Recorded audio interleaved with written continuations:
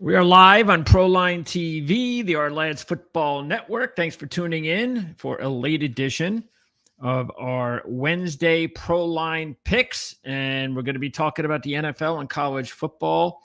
And normally we try to come on right after Jim's handicapping show in Las Vegas. So hopefully you were able to check that out earlier today. It's, of course, available right now on demand on the channel. You've got some of the best handicappers in the business every Wednesday right here on the Proline TV channel. But we're doing it late at night, so it is what it is. Also want to let everyone know that we conducted an interview earlier today with James Yarcho of the Tampa Bay Bucks podcast. It's actually called the Locked On Bucks podcast.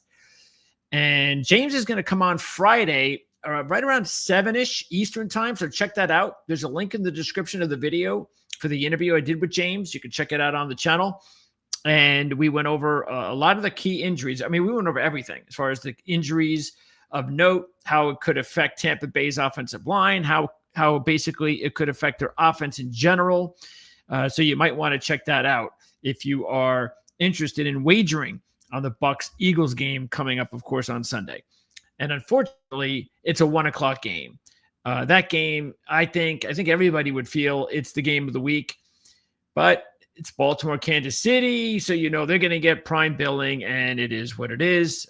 Still, it's going to be a great game to watch early on Sunday. Not real early, because that is the game that you're going to be checking out in Ireland, the first game in Europe for the NFL this season. But let's talk about college football first. And I'm going to try to go over this as usual as fast as I can, because there's a lot to always go over in college football. So let's get right to it. And we're going to start first of all here with this game. Now, this spread has gone down a little bit, and I'm not really sure why, because it's making me worried would be the right word. Like I need to do a little bit more homework. Like, is someone injured? I don't know, but I think this line is still really low. I thought it was low when we talked about it briefly on Monday, and now it's down to 4.5.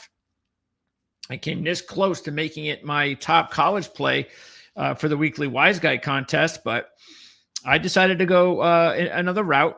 But I just still really like this game. It's one of my top picks of the week. The Irish are 22-6 against the spread as a road favorite over the last 28. I know they didn't cover week 1 against Miami, but you can't cover them all. Meanwhile, Arkansas has played 2 good teams this year, and they lost both of them straight up and against the spread. Look, we told you and kind of warned you about them as well heading into the game against Ole Miss a couple weeks ago, that the one thing that they needed to stay away from, which killed them last year, were turnovers. And what did he do?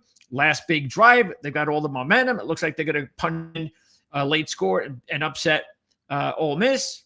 Turnover. Then what happens the following week against Memphis?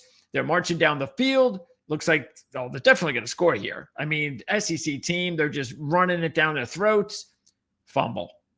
So I'm sorry, but a team like that beating Notre Dame, we all know how important this game is for Notre Dame. So they're definitely going to be up for this one. They don't care about Boise State next week. I mean, this is an SEC road game. This is a really important game as well, as far as getting, the proper credentials that they'll need at the end of the season if they've got 2 or 3 losses to try to get to the playoffs. So I know they're going to try to do as much damage as they can in this one. And that's why I'm definitely going to fly high with the Irish as a 4-point favorite. This is a real good one, of course. You got Ole Miss and LSU, so we're going to learn an awful lot about both of these teams.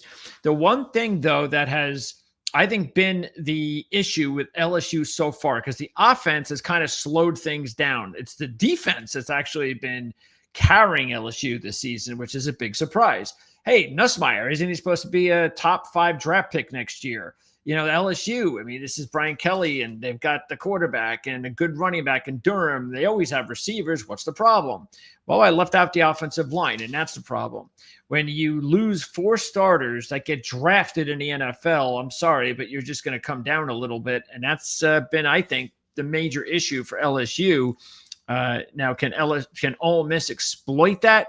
Well, that's something I guess we're going to have to find out. It's only a 1-point favorite, Ole Miss. So I think they're telling you what we do believe, and that LSU's the better team.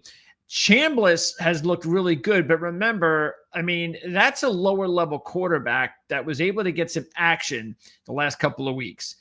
But this is LSU's defense, and this has been one of the better looking defenses so far that we've seen this season. So, and don't get me started on the Austin Simmons kid, because I don't think that I would be very scared if he came into the game the way that he looked the first few weeks. A couple of key trends to keep in mind. Ole Miss is a home team. Actually, let's put this in better perspective. In this series, the home team has won 6 out of 7 and covered all 7 the last 7 years. So that's the thing that's kind of making me a little bit nervous about taking LSU in this one. But I still like them. I just think that, this is the offense is the thing that just still concerns me. The last time they went on a road against a really good team, Clemson, we know they were able to bail themselves out of that one. But Ole Miss's offense is definitely better right now than Clemson's without Antonio Williams. We've seen that for sure. But check this out. This works for LSU. The Rebels, 0-9-1 against the spread off back-to-back ATS straight-up wins versus SEC competition. Next up, SEC. Really good one between A&M and Auburn. And I like A&M in this one, but the only reason that I'm kind of going to stay away from it is it has that kind of game and feel, or the look for me that says maybe winner doesn't cover, that kind of thing. But I definitely believe A&M is the better team. I don't think there's any question about that now. We talked about this on Monday. The quarterback situation for Auburn, they're kind of one-dimensional. They can't really throw the ball, and that's a shame, because that kid Coleman, that wide receiver for Auburn, is the real deal. I mean, he was like open twice for big plays, and Arnold just could not get him the ball. The home team in this series has won and covered the last 4 years, so that bodes well for A&M. They also have revenge on their side, losing to Auburn last year. And they've covered 6 straight as a conference favorite, less than 16 points when they have revenge on their side. Okay, so that's that one. So look, I would still stick with A&M if I'm taking the game, but I'm just a little bit concerned with the overall number. This is really going to be an exciting game, I think. And I came really close to putting this in as like an upset pick. Again, college football, in my book, I think you have to be at least a 6-point dog. That puts you at about a 2-to-1 money line range. And Mississippi State 250 here. And I'm probably going to go ahead and throw some money on the money line myself, because Mississippi State, I think they are the real deal for what they are. In other words, look, they have a really tough schedule coming up, and they did everything they were supposed to do with the schedule they had, including the big upset win over Arizona State. And we'll get to Arizona State in a little bit, but they've outscored their opponents by 159-47. So I think that matters. And Tennessee, they had a big letdown. I mean, a big loss to Georgia. You wonder what kind of a situation this is going to be now, getting back into SEC play, but it's on the road and they're the better team. I completely get that, which is why I'm not going to make this an official upset play. It's the first true road game of the season for Tennessee. But I do think Mississippi State's for real. And what that means is I think they're going to give Tennessee a game. But I do think they probably lose. I take the points, though, to tell you the truth. I think if Tennessee covers, I'm looking at it like a fourth quarter late kind of cover deal. Oh, this is one of the big ones, of course, of the weekend. And I was really thinking hard about which way I wanted to go here. But I'm actually going to, I'm kind of surprising myself a little, but maybe not, because I'm reverting back to the way I thought at the beginning of the season. And I'm going to give Alabama the benefit of the doubt at least one more time. And that is taking Alabama in this one. So they're getting 3. Keep in mind that they have beaten Georgia 7 out of 8, covering 5 out of 8. And in the last 4, they have taken on Georgia. They've been a dog.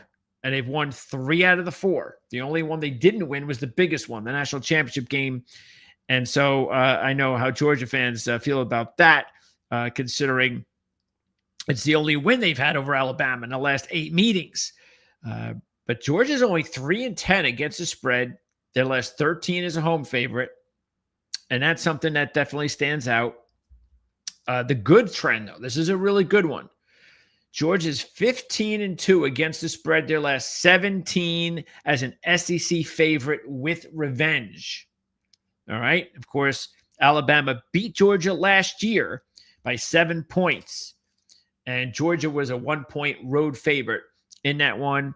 But look, I'm taking Alabama. Maybe what will happen is Alabama, even though it's only 3, maybe Alabama wins by 1 again or 2 or something like that. So well, then again, I'm getting 3 from Alabama. What am I saying? It's the opposite. So scratch what I just said. But in this one, I definitely don't take the money line with Alabama. And I would tell you this, if you like Georgia, take the money line for sure. I wouldn't even mess around with the 3.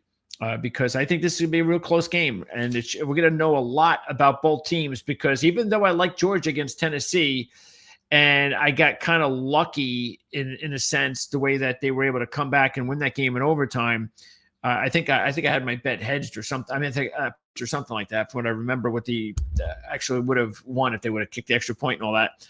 But I felt lucky and fortunate. Tennessee choked at the end, and Georgia's defense was very disappointing.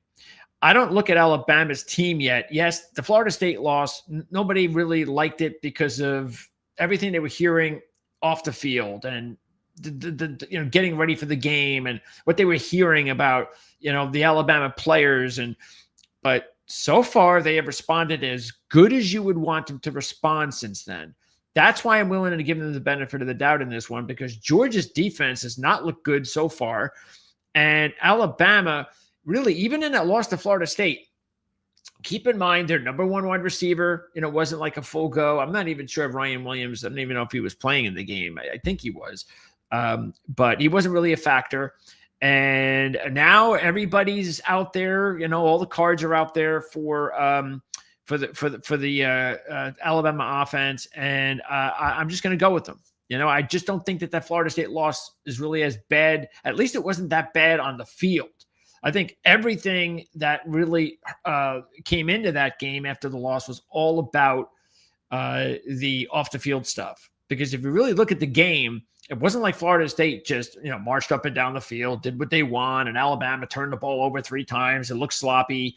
No, it was just Florida State made the plays and Alabama didn't. And that was it. So like I said, Alabama responded the way that they should have. And that's why I'm going to give them the benefit of the doubt, at least one more game.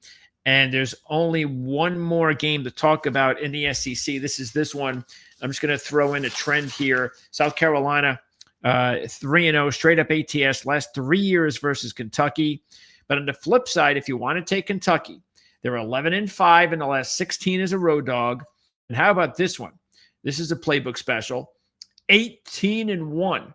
Against the spread off a non-conference game when they take on an opponent with a 500 or better win percentage, and they're 1-0 in that trend this year. 18-1. Next up, let's go to the Big Ten. And we are going to open here with this USC Illinois game. I don't think anybody has any idea how to respond or how Illinois is going to respond from the Indiana game. Because I don't look at it as they were phonies. I don't see that. I'm not recognizing it. All I know is that when we broke it down, we said the one thing that Indiana had that Illinois didn't was receivers. That Illinois got a good running game, quarterback, defense, all that. Indiana, likewise, but they had some really good receivers that could make them a little bit more explosive. And sure enough, as soon as Illinois made that early mistake in the game, the floodgates opened for whatever reason. And these things happen. And I think one of the things I've learned a lot in college football is college kids are resilient. All right. They're just different. And I think also their games are limited compared to the NFL. So even though they're getting longer and longer, but the schedule's getting longer and longer, but they can respond pretty quickly, especially when it's a home game It's homecoming. So this is the opportunity that you need to respond. And that's where I think Illinois will. They're 7-1-1 against the spread at home versus teams with a win percentage of 750 or higher. And more importantly, as we've said many times here the last couple of years, Lincoln Riley is now just 3-12 against the spread as a road favorite. And that is here at USC, and he's 0-1 this season. Purdue. Okay. And USC really hasn't played anybody yet. Keep in mind that they have been favored by 19 or more in every game they played this season. Now they're finally playing a real team on the road, trying to get back their mojo, I guess. But after what happened last week with Indiana, I am not taking Illinois as a best bet, and I'm definitely not taking even the money line. I would probably just stick with the spread because I kind of feel like USC is due to be a little bit different this year. I like what I've seen so far, the quarterback, the running back, the receivers. The defense is still the one in question, but I like the D coordinator. So I think there is still a shot. And this is the game that everybody is going to know for sure whether USC can be something different this year. And I'm going to go ahead and say that USC wins a close one. All right. Now, here comes the game that actually ended up as my top college play. This is my college wise guy pick.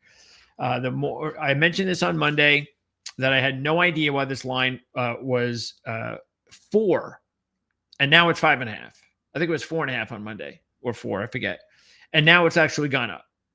And I don't need to know, like the Notre Dame situation, I don't need to do any research because I know everything there is to know about Rutgers' situation. So there's no mysterious reason. There's just for some reason, some people believe that Minnesota is actually still a good team this season based on, PJ Fleck and what they've been lately. And they're just not. This is not a good Minnesota team. If you look at it, Minnesota, keep this in mind. And I don't try to get into this kind of maze stuff too often, but they beat Buffalo by 13 at home to start the season.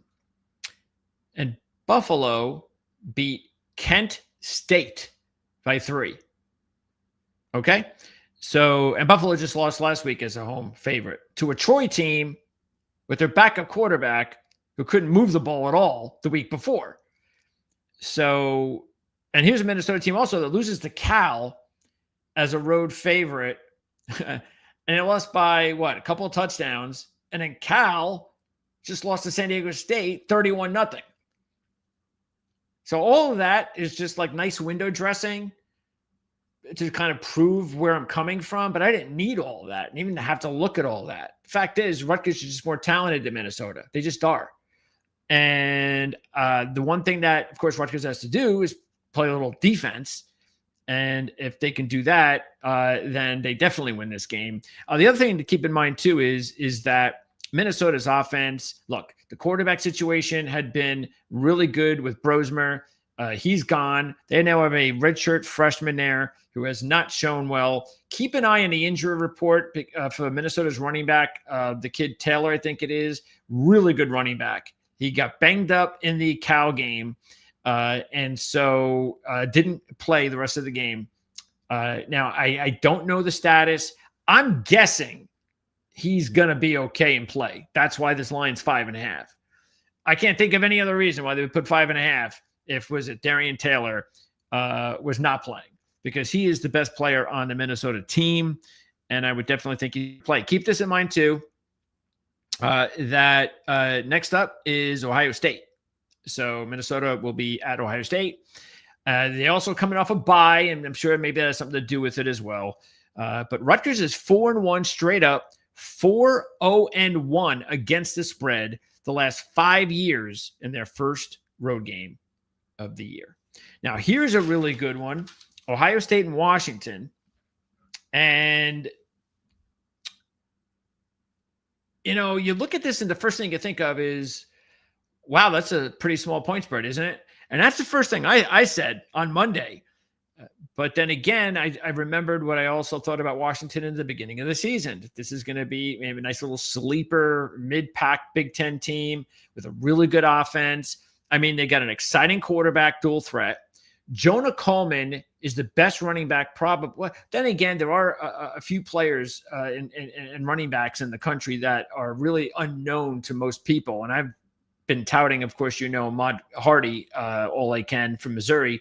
But Jonah Coleman is definitely one of those running backs. And this is a great opportunity for Jonah Coleman to put his stamp down and show everybody just how good he is. A really good dual threat running back receiver. Breaking tackles, kind of body, really kind of, he can do everything really. So I think this is going to be a dangerous Washington opponent. You're going from, even though it's Midwest, you're going to the West. It's still Ohio. It's not a Midwest, but you're going to Ohio, West Coast. It's a long West Coast trip. They have to deal with that.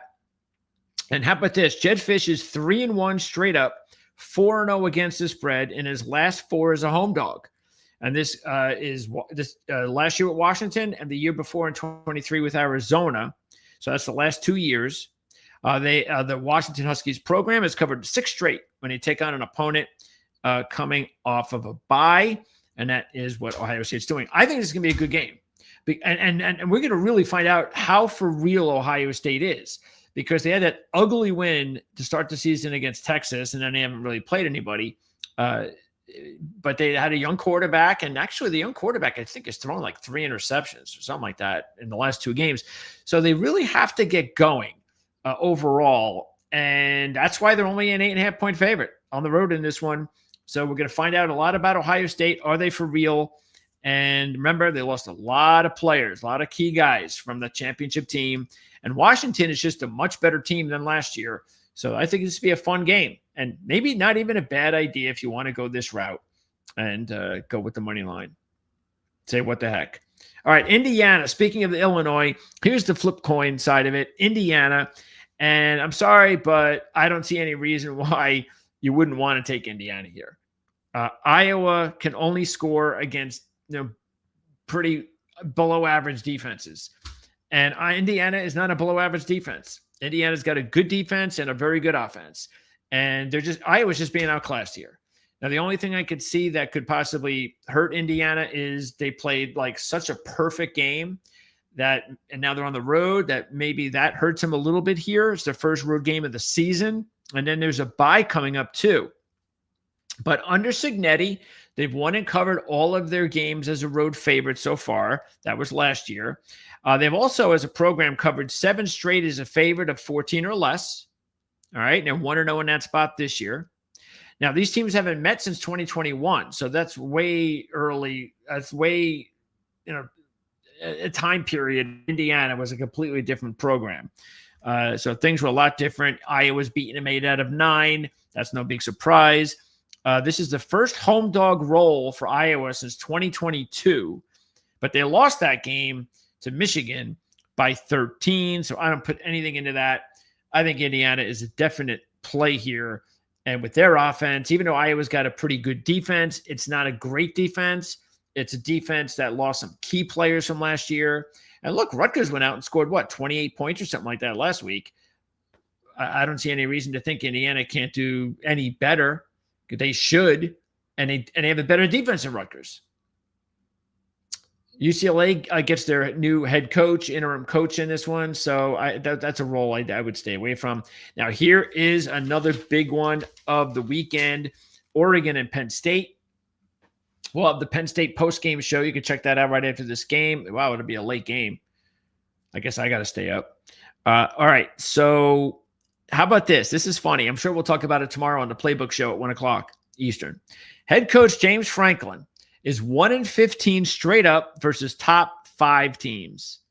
Boy, does that suck. But get this. Oregon is ranked 6th. It doesn't count. So if you like Penn State, you're probably glad to hear that. And I am, because I like Penn State. They're my pick to win the national championship. I said that before the season began. Actually, no, they were picked to go to the national championship. Okay. But at this point, they're probably going to be, I'd probably still go with Penn State now, as long as they beat Oregon. So I haven't looked at the odds, the futures yet, because they're still too low. Matter of fact, it might be good if Penn State loses the game. So I'll because I haven't put any money on any. I never put future money on any odds, single digit odds. It's too early. But you got whiteout Saturday night, awesome atmosphere, intimidating atmosphere for some players. Remember, this is a lot of new players from Oregon. They've beaten up some pretty bad teams that they played.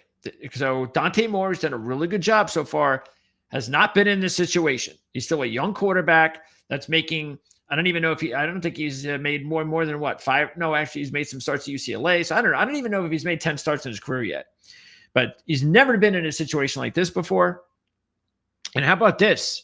Okay. Dan Lanning, 1-4 straight up, 1-3-1 against the spread when he's not favored in the game. Just taking a look at something. Yeah. And you want to know when they won? That was last year when they beat Ohio State at home during the regular season. And they almost lost that one late. Also, Oregon, 0-5 straight up, 0-4-1 against the spread. Their last 5 as a road dog. Okay? So this is not a good spot for Dan Lanning or Oregon. They're also 1-8 against the spread off of a straight up lined non-conference win of 10 or more. And they're 0-1 this year in that role. It's the Big Ten championship game rematch, and I am going with Penn State. And since this is a night game, and it's one of the later games of the weekend, I'm probably going to maybe try to parlay this money line here, just in case. So, maybe I like Rutgers money line and Penn State money line, something like that. That's something I'll think about. Anyway, should be a real good game. Looking forward to it. I'm taking Penn State in that one. Oh, thanks, Roger. Thanks for that little additional tip. I mean, you know what? Maybe it's possible that both of these teams lose that this week. If you think about it, could happen. All right, let's go to the ACC. Where are we? There we go. Okay, ACC. And hey, why don't we start with a really underrated game on Friday night? There's 2 excellent games on Friday night. This is the early one, Florida State, Virginia. And this is actually going to be, how many do I have? I've got 2 upset picks, 2 upset plays that are 2-1. And I'm going to go with 4 double-digit plays. So in this is one of them, because I believe, and any time I'm going to pick like a single digit upset plays, because I think the game can go either way. And so anytime I think that, hey, I'm jumping on the money line, I'm taking 2-1. And I do think this game can go either way. I think this game could end up being Tony Elliott's big game. He's been waiting for this. What is this? His 4th year. He's just everything about trying to get this program, and going in the right direction. The former coordinator at Clemson, long time under Swinney. Things haven't worked out so far. But one of the problems is he hasn't been able to get that quarterback spot going. So he gets this Chandler Morris kid, a group of 5 kid last year, comes over. He's doing a really good job so far. And this offense is clearly Elliott's best offense. Absolutely, no question. They can score points. They got good situation going everywhere on offense. So, and how about this too? Here's a really good trend. Virginia is 11-1 against the spread as ACC dogs of 6 or more. All right. And that's not really a Virginia team that's been very good lately. So now this is their best team, I'd say. And I don't know, I got to look to really look at it, but it feels like 5 or 6 years, maybe longer. this could really be a special season. I'm not talking about anything crazy, of course, like ACC championship, but I'm talking about that next level. That next level off of being one of the top teams in the ACC. And if it's going to happen, it's going to happen here on Friday night. Everybody should be with Florida State. I get it. They deserve it. They had the big win against Alabama. But let's just be real. It's they had one big win against Alabama that they had the entire offseason to prepare for with a good coaching staff. They haven't played anybody since then. So now they go on the road for the first time. And this is going to be a lot different. And Virginia, they actually have a pretty easy schedule. So if they can win this game, they could be in that spot I talked about as a team that, maybe gets into the mix for the ACC title, but just can't get it done. For Florida State, you know who they're playing next week? Miami at home. You don't think they're ready for that one? So if you're looking at a look-ahead situation, here it is. Now, the one thing that I would say that maybe would help if you're a Florida State guy is it's a nationally televised game. So most kids are not going to want to look ahead at games when they're under the lights, the only game in town on a Friday night. So that I think matters. But the fact is, they still should be looking ahead a little bit to Miami, and I think that could hurt them here because it's a big number at 7. It's not a 3-point spread. It's 7. And I think if Florida State covers this game, I think they cover it late in the fourth quarter. But I'm going to say that this is going to be that type of game. I think it's going to go down to the fourth quarter. And if Virginia could just make a few plays, if Florida State, being on the road first time with this group, makes a few mistakes, being on national TV, being the favorite now, not the dog, not the big dog that nobody gave any chance to with Alabama. This is a different role. Okay. And so I'm going to, and check this out too. If this means anything, the Seminoles are 1-5 against the spread. Their last 6 when they play on weekdays.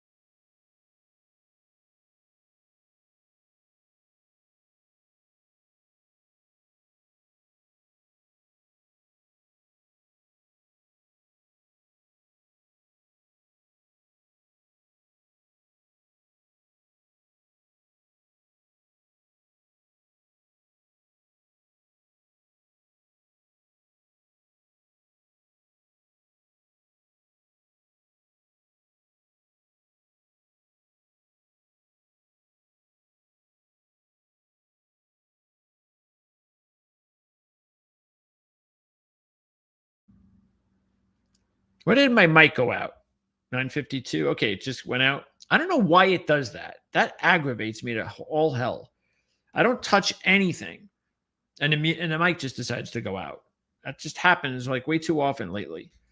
All right. Anyway, so let's start off again because I think I've been muted for this game. So Arizona State, 3-point favorite. TCU's the real deal. They had the big win last week. We liked them last week a lot, as you remember. They came through second half to beat SMU. Big win. Hoover's experienced quarterback. So he is definitely one of the better quarterbacks in the Big 12. But Arizona State also had a major win last week at Baylor. They were pretty much a field goal dog. A lot of people, picking Baylor to win the Big 12 this year, and they're not. But Arizona State, late in the game, they get behind, and Levitt marches that team down the field. Big pass to one of these not star players. This little white receiver. I think he's a sophomore, but these are the type of guys you need. And it was like a 50-yard catch. put him in range, and then Tyson gets the game-winning touchdown. Of course he does. He was pretty stifled most of the game, but the big stars come through, and Arizona State beats Baylor. And check this out. Under Kenny Dillingham, the hot coach, who's doing a great job with the program, Arizona State 6-0, straight up and against the spread as a home favorite, 1-0 in that role this year. So as a second-year head coach, Dillingham has never lost a cover as a home favorite. And they've also covered 6 straight on weekday games, which are really weeknight games for the most part, since 2019. First meeting of these two teams since 1975. First dog roll of the year for TCU. Keep in mind that, of course, they had the road game at North Carolina to start the season. And yeah, look, really good game. Arizona State was my third or fourth top play of the week. So I was really thinking about taking it for my Wise Guy contest, but I decided not to because TCU is a good team. But I'm going to go ahead and roll with Arizona State. This is a big spread. This is another Friday night game. This is really the nightcap. But I really like Willie Fritz, and I think this is the team that look. It's only year 2. It's not like he's been there for 4 or 5 years. But this is clearly his better team than last year's team. He gets the Texas A&M transfer quarterback, which is a big addition for him. They've outgained all 3 of the teams that they played so far by a lot, by over 100 yards in every game. So remember, we liked them last week in the weeknight game against Colorado. That went well. First meeting of these two teams since 1970. Oregon State. This is another team that we've talked a lot about with the coach, sort of like what we said with the Pry with Virginia Tech. We've been saying the same thing with Trent Bray. It's just a matter of time. He will not be the head coach at Oregon State next season. I think because he's been like a good assistant under Jonathan Smith and, a good guy for the program. I don't know if they would fire him during the season. And if he can get a win like this, then that'll save his season, but he'll still be gone. They're just not good enough. This is, Jonathan Smith. I don't know if you want to say he left him in a bad shape or not. I think that it's a big difference when you're Oregon and you're not going to have conference affiliation, and it wasn't a great position to leave Trent Bray. I'm not trying to tell you that Trent Bray was given some golden keys or something like that, but he's just not really head coach material. Under Bray, Oregon State is 4-10-1 against the spread. So yeah, why would you take Oregon State in this spot? I wouldn't. I'll take Houston. I'm not going to love them because it's a big spread. 13.5 is a lot of points, in a night game, national TV, all that. But I definitely wouldn't take Oregon State. And we got some more here. All right. So I mentioned at the beginning of the season that I like Cincinnati as a sleeper team in the Big 12. And so far, so good. I mean, they had a really tough loss to Nebraska. A lot of people thought that was going to be a neutral site. We all know what happened there. It was all Nebraska fans. And so that was a good road loss to Nebraska. Since then, they've been fine. Sorsby, the quarterback, has done as good as a job as we had hoped. But now it's another, big test because they're playing Kansas. They were just in Kansas a few weeks ago when they lost to Nebraska. Not the same stadium. Couple of trends that do work our way too here. Kansas is 0-9-2 against the spread in their last 11 when they take on an opponent with a win percentage of 400 or better coming off of a week of rest. And Cincinnati's covered 6 straight on the road when they take on an opponent with a win percentage of 750 or more off a straight up win.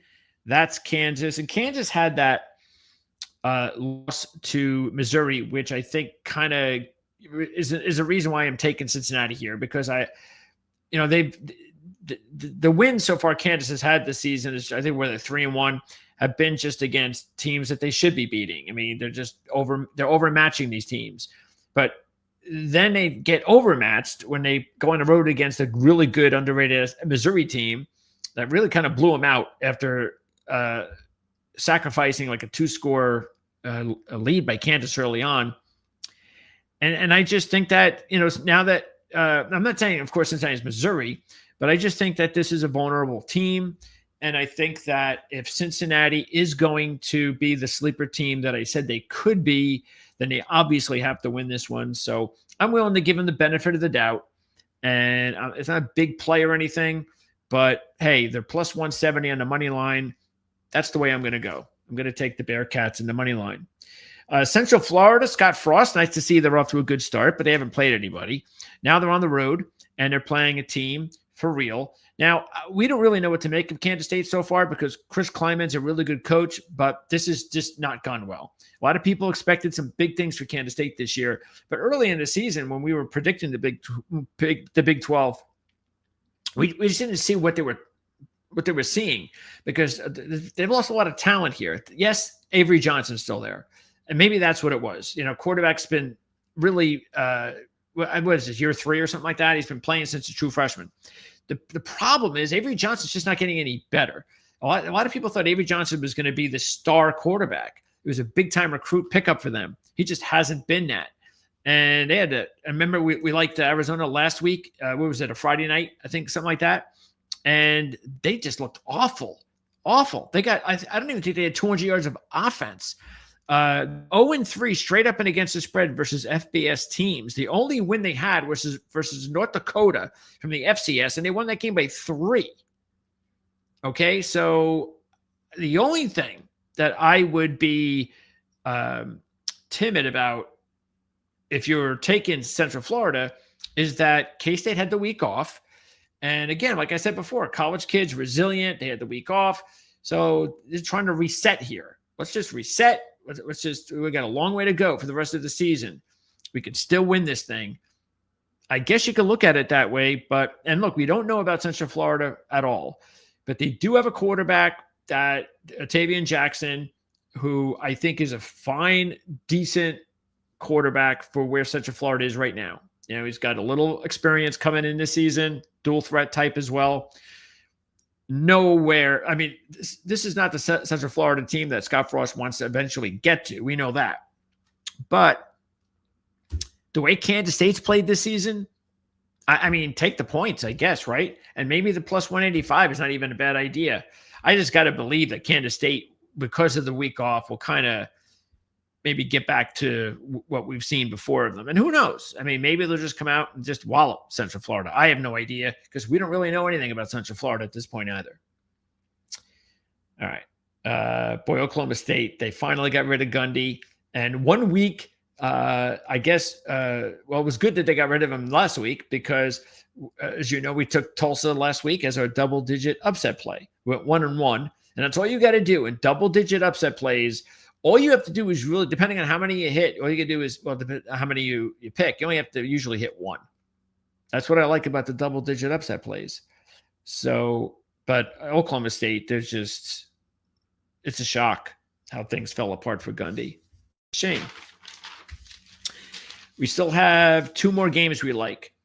Iowa State, this is, look, I've really been behind this Arizona program since Jed Fish. I really like the way that he was building the program up. And then just when he had the program ready to go, like the next year was going to be the big year for Arizona with Fafita at quarterback and Ted McMillan at wide receiver and everything else. And he bolts for Washington. And then McMillan gets drafted and Brennan takes over late because it wasn't like he left like right away. It was a late thing and Brennan came in late. The team just was not ready for all that last year. But now Brennan's got a whole offseason to get things going. He's a good coach. He's rebuilt programs before successfully, and he's doing a good job with them now. And we liked them last week. Remember, they had the big win against Kansas State, and it was closer than it should have been. And that's kind of the problem I'm having here is that I don't know if Arizona can do this now on the road. I think they've done as well as they should have at this point. They're 3-0, 2-0 against the spread. Iowa State's 4-0, coming off. Both teams are coming off a week off, so there's that. But I just think that this is one of those spots that I'm fearful for Arizona that they might this might not even be pretty by the fourth quarter. I don't know, but I'm kind of getting back to the feeling I like last year, because that's what they did. They went on the road last year and they just got annihilated. And matter of fact, they were 1-4 against the spread on the road last year. And how about this too? They're 1-12 against the spread as a conference road dog of less than 19 when they take on an opponent off back-to-back straight-up wins. That's 1-12. And more importantly, if you like Iowa State like I do, Matt Campbell is 40-21 straight up at home, 15-6 straight up, 16-4 against the spread when they come off an ATS loss. So that's pretty impressive to me. That basically means that when they don't really play up to standard, he rights the ship really quickly and gets them going in the right direction, especially with a week to prepare. The problem that I'm having with Iowa State, though, this is where I'm still not totally set on Iowa State being a big pick for me this week, is just that they're kind of limited as well. You know, they lost their big time, 2 huge 1,000-yard receivers, and their passing game is nowhere near like it was last year. They just don't have an explosive passing game, and they're relying now on a couple of running backs that are just okay. So the offense is not really dynamic, and they're a good team because they're well coached and they've got an experienced quarterback. That's it. So look, if this was last year's team, man, I think they just annihilate Arizona in this spot, but it's not. So I'll take our Iowa State. I'll give the 6, and I'm going to be intrigued to see, just how good this Arizona team is. But I kind of get the feeling that Iowa State, probably wins this one before the fourth quarter, but we'll see. Okay, one more to go in the Big 12, and another game we like, BYU. The spread's now up to 7. It was just 6 a little while ago, 5 on Monday. So the odds are going the way I think they should, because BYU is clearly a better team than Colorado. And they even upset Colorado in the bowl game last year, and they blew them out. And that was an easy pick. I remember that one. They've covered 6 straight when they take on an opponent with a 500 or better win percentage, coming in with revenge, which Colorado is after the bowl blowout. And remember this, just a few weeks ago, Delaware, nice little story from the FCS to the FBS and the Conference USA, and that's all nice. And they upset UConn, and that's nice. But they outgained Delaware by 2 yards. Okay, I think we all know what Colorado is right now. They're a team that will probably maybe win 6 games or go to a bowl, and that's about it. But BYU's got bigger aspirations. They are a Big 12 championship contender. They've got a freshman quarterback that just keeps getting more and more experience and just keeps getting better. They've got a really good underrated running back that not many people know who he is in LJ Martin. They've got a couple really good receivers, including Chase Roberts, and a very good defense and a top flight coaching staff. BYU's coaching staff is here and Colorado's down here. Okay. So yeah. Look, it's 7. It's on the road. It's a late night game. We've seen a lot of crazy stuff go on in Colorado in these late night games. So anything is possible there. I get it, but BYU is just a better team. And I don't know. I mean, who knows? I mean, maybe Colorado gets their revenge and this is their biggest win of the year, and because they're not going anywhere. Even if they were to upset BYU, they're not going anywhere. So maybe they get a big upset win, but I still think BYU is a really solid play, and that's the way I'm going to go. And that's it for the FBS Power 4. Let's now slip into the American. Yeah, Roger, just want to let you know, I guess you checked in late. You're going to have to check in to the on-demand portion of the video because we started with Notre Dame and Arkansas. That was the very first game, and I'm all over Notre Dame. So I don't know why the odds have dropped to 4.5. It's because there was a lot of people betting on Arkansas, but I guess that my retort to that is I don't know why. Okay. AAC, this is a Thursday night game. And keep this in mind for this game. East Carolina has got to deal with the triple option on a short week. It's tough enough to deal with the triple option when you have to prepare in only a week. East Carolina's got to prepare in a short week. So just remember that. Army beat East Carolina last year at home by 17. And this was before East Carolina fired their coach. Their new coach has taken over, has done a really good job. But last week, we liked East Carolina, thought that they were going to take that next step against BYU, and it didn't happen. They had a really bad early turnover in that game, and they were done after that. Army just 1-7 against the spread after they allow 35 or more, and that was a real exciting loss they had against North Texas in that one.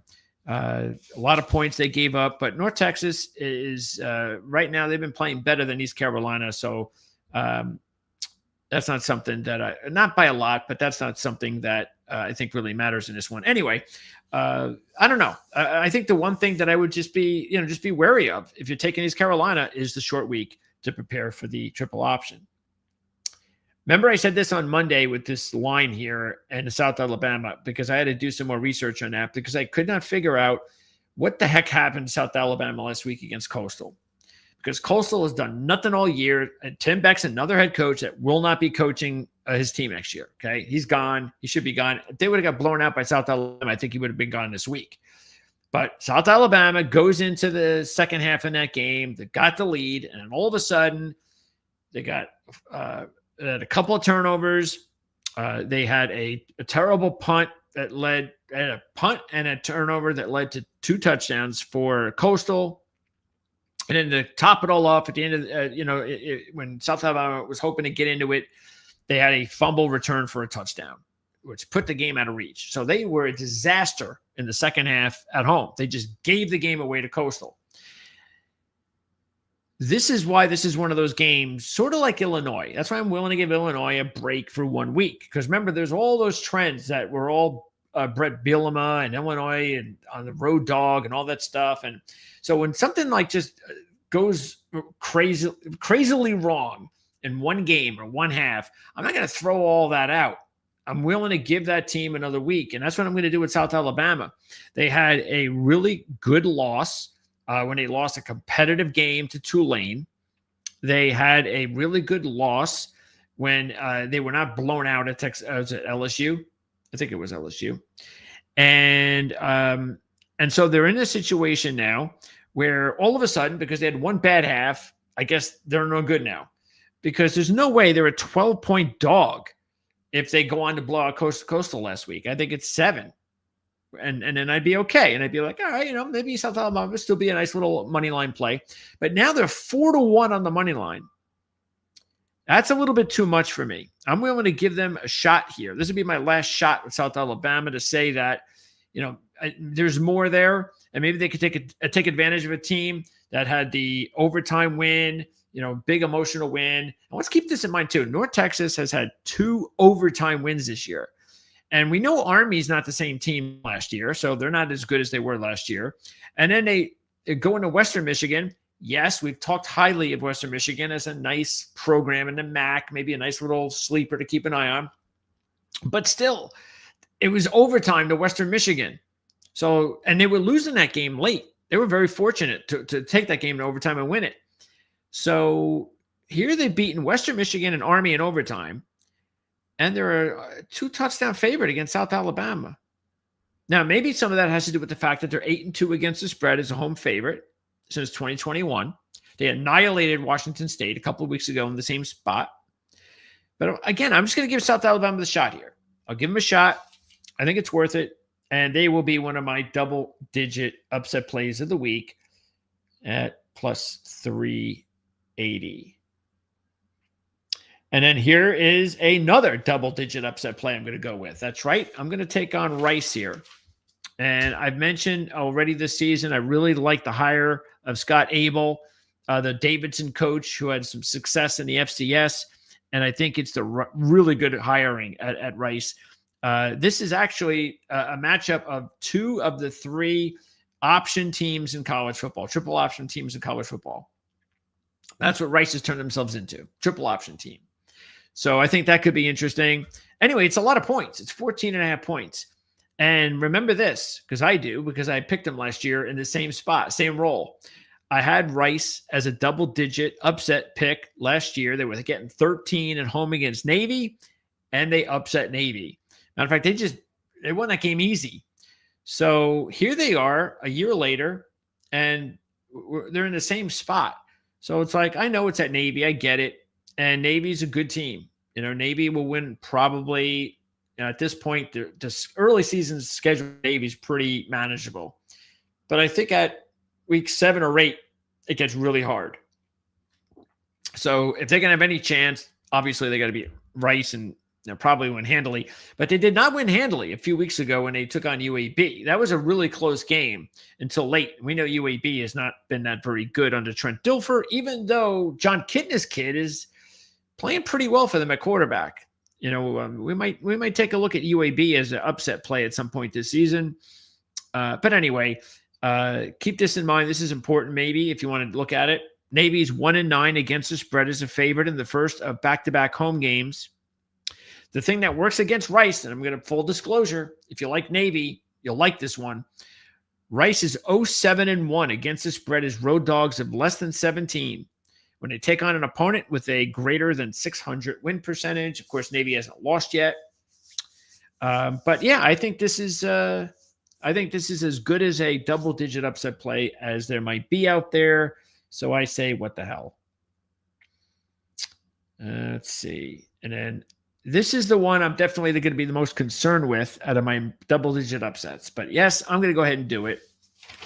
I'm going to take FAU against Memphis. And this is because, and I think first half play might be real. I don't do halves, but if you want to take the first half, it might be good to take Florida Atlantic because they're coming off a bye. All right. So you got them coming off a bye. They lose to FIU. So they're not happy about that. They come off a bye and they take on a Memphis team coming off this major win, big win. The type of win where a lot of the college kids are walking on campus, like, the shit don't stink and they're getting blowjobs and, in the car and all that kind of stuff. That's exactly what's going on here with Memphis this week. So I think this is a really good spot. The combination of week off to prepare, fired up to try to get something good going, and a Memphis team that they think their shit don't stink. So, and especially when, look, this is not the Memphis teams from a couple of years ago or last year. This is so far so good. They're now third in my poll for the group of 5. They earned their way in with the win of Arkansas. Good for them. I still don't think they're capable of being the group of 5 representative. And in that Troy game, I still thought that would have been a close game if it wasn't for the quarterback going down for Troy. We'll see. We'll see. Look, FAU could be really bad. We don't know because, they got a young coach, Kitley, never been a head coach before, big offensive guy out of Texas Tech. First time he's had an opportunity to head coach a team off a bye. And sometimes coaches know what they're doing with that. Sometimes they don't. It is South Florida. So, when you have a bye, I don't know what those kids are doing, but it's kind of hard to maybe wrangle them in. But we'll find out. We'll find out how good a coach Kitley is in this matchup against Memphis. So I say, what the heck? I think the combination might work in your favor if you're looking. Because, look, anytime you look for double-digit dogs, I would say that 75% of the time, there are games that you just would never expect a team to win. Never. Quarter of those games, you actually can try to come up with, hey, this is a good team. They're just getting too many points. And you can come up with a reason why it makes sense. And I have one more left. And that might be kind of what I'm talking about. But we'll get to that when we talk about actually, I think we're going to get into that now in the Mountain West. San Diego State we like against Northern Illinois. See, San Diego State looked really bad, or at least things didn't really look good the first couple of games. Then they go on a bye. They come out of the bye and just annihilate Cal, 34-0. So again, in a situation where early in the season, the bye helped a struggling team, even though they were 1-1, but they just weren't looking good because they had that Who did they get blown out by? I forget. Anyway, so, but I did some research on this, and a lot of trends say take San Diego State. Sean Lewis, the head coach, is 9-3 straight up and against the spread when he takes on opponents off back-to-back straight-up losses, like Northern Illinois. Lewis is 5-0 straight up and against the spread when his team has a win percentage of 400 or better. Wow, did I really say that right? Because that means that his teams aren't really over 400. I didn't miss something in that. That doesn't sound right. I mean, it could be right. Let me see. Oh, I'll show you everybody once again. This is the playbook. This is the Bible is what you really have to call this now for NFL and college football handicapping. Mark Lawrence's Bible. You can order this, of course, by going to playbooksports.com. Here it is. So Sean Lewis is 9-3 straight up and against the spread versus foes coming off consecutive losses, including 5-0 straight up and against the spread when his team owns a 400 or greater win percentage. Okay, so including. So that's why it was just only a very small number of 5 games, because it's still talking about the fact that the teams he's playing are coming in with back-to-back straight-up losses. Okay. I have to keep checking to make sure my mic isn't off. Now, here's another one that this is research I did. I'm proud of myself, but I do the research, of course, because I have the guide. And that is that San Diego State is 6-1 straight up, 5-2 against the spread their last 9 years taking on MAC teams, including 3-0 against the spread away from home. Okay. They were also 6-0 straight up all time versus Northern Illinois. So Northern Illinois, not the team they were last year that knocked off Notre Dame. So, but look, we don't really know if San Diego State's for real. Oh, there was Washington State. That was the team that San Diego State, because remember, and I think we even wondered why, because it was strange. San Diego State was like a 1-point favorite at Washington State. And I remember at the time we were like, why? Why is San Diego State a 1-point favorite over Washington State on the road? And they get blown out. And it was like, okay, you see, well, why were they? I didn't get that. But look, the bottom line is they did rebound after the bye, after the loss, and then they came back and they had the blowout win over Cal. So maybe they are okay. Again, maybe they just had a bad loss, bad night. It happens. So I'm willing to give them another shot here, especially with those numbers. All right. We got another one we like. Oh, this is a nice little rivalry. If you're out west, New Mexico State. Now check this one out.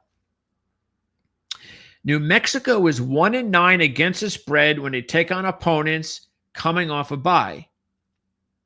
New Mexico State is 8-0 against the spread in their last 8 when they take on opponents coming off a bye. Both teams are coming off a bye. So basically what that says is New Mexico State good, New Mexico not good when they're facing teams off byes. Now, this is obviously a rivalry. And what do we have that? I don't know. Did I not check out did I forget to do that? Check out their rivalry. Let's see if there's any rivalry numbers here. Let's see. I think I forgot. New Mexico last year, they beat them by 50-40. So they won at New Mexico. They covered. The year before that, they got upset at home. Okay. So that means the road team has won the last 2 outright. The spreads are single digit the last 2 years.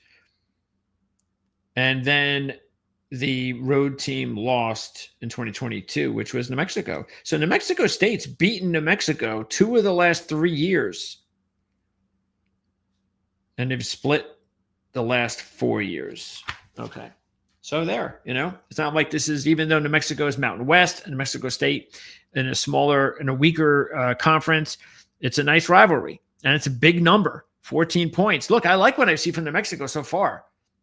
This is not. I mean, remember they had that decent loss to Michigan, and then they blew out UCLA that fired their coach. This Eck coach was the Idaho coach, a successful FCS coach. Remember, we said this at the beginning of the season. This is part of it. I mean, it's like I love the fact that each week we can talk about all these really good FCS coaches that have successful ones that have come over and they're trying to rebuild these programs in the FBS. I think it's awesome.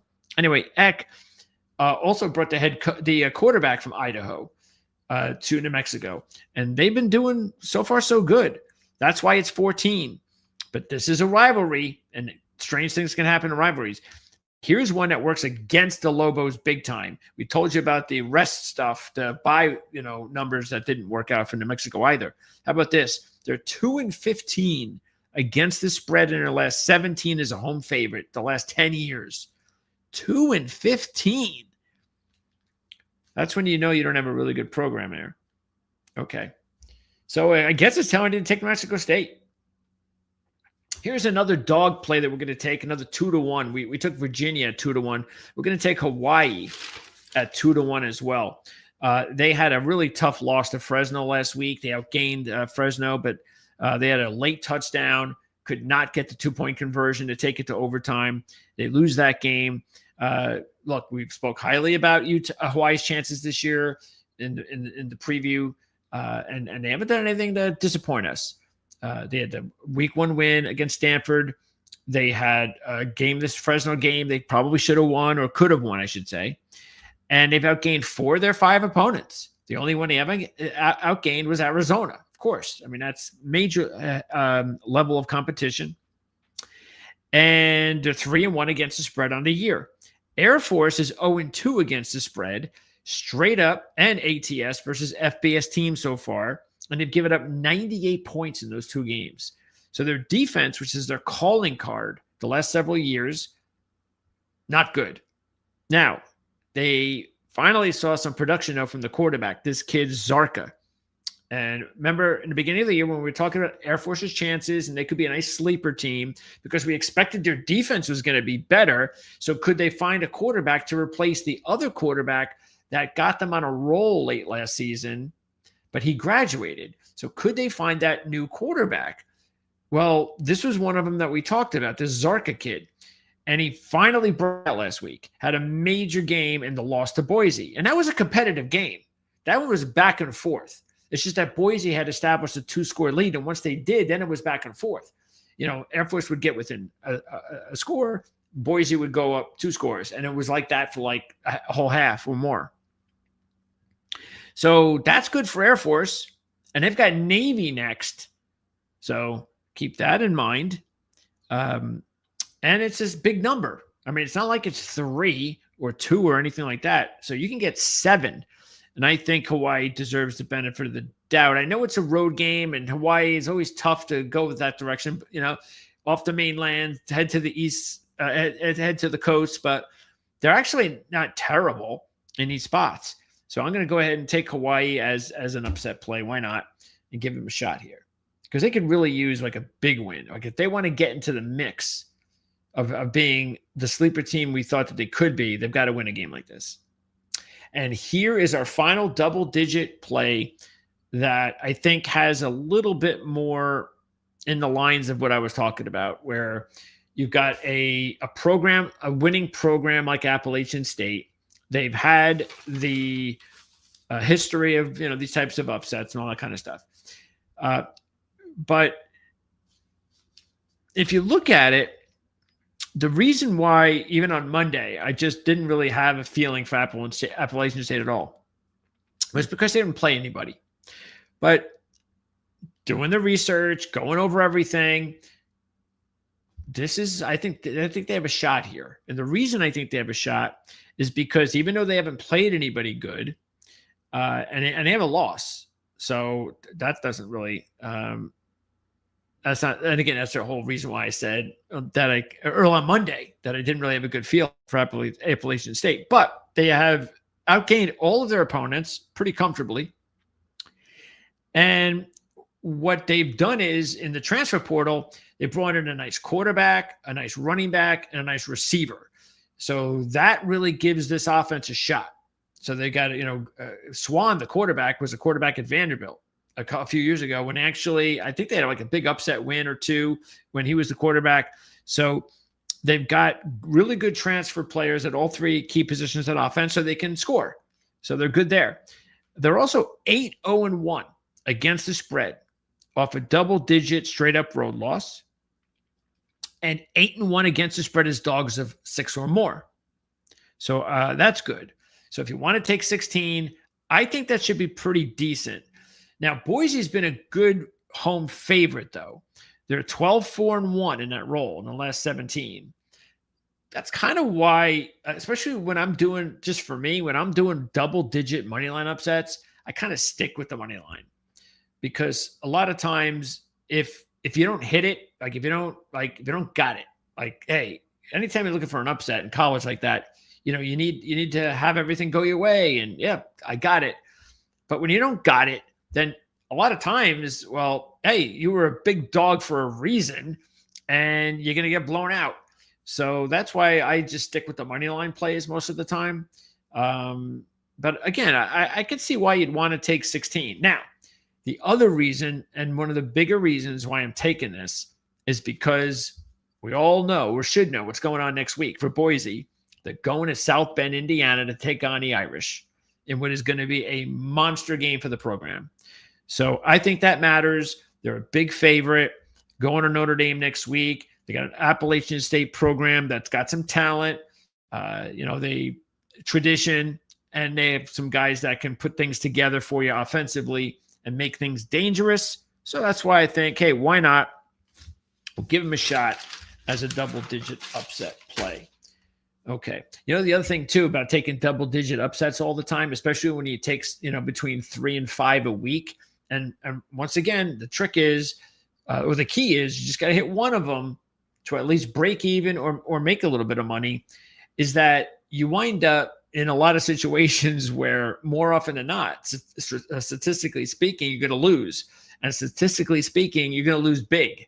So there's a lot of games that you wind up taking double-digit upsets, and you just sometimes I'll have like 2 or 3 weeks a year where I don't hit anything, and obviously, not obviously, but then I'll lose the game, and like all these games are getting blown out. Like I'll go, hey, these are my 4 double-digit upsets of the week, and all 4 teams lose by like 30.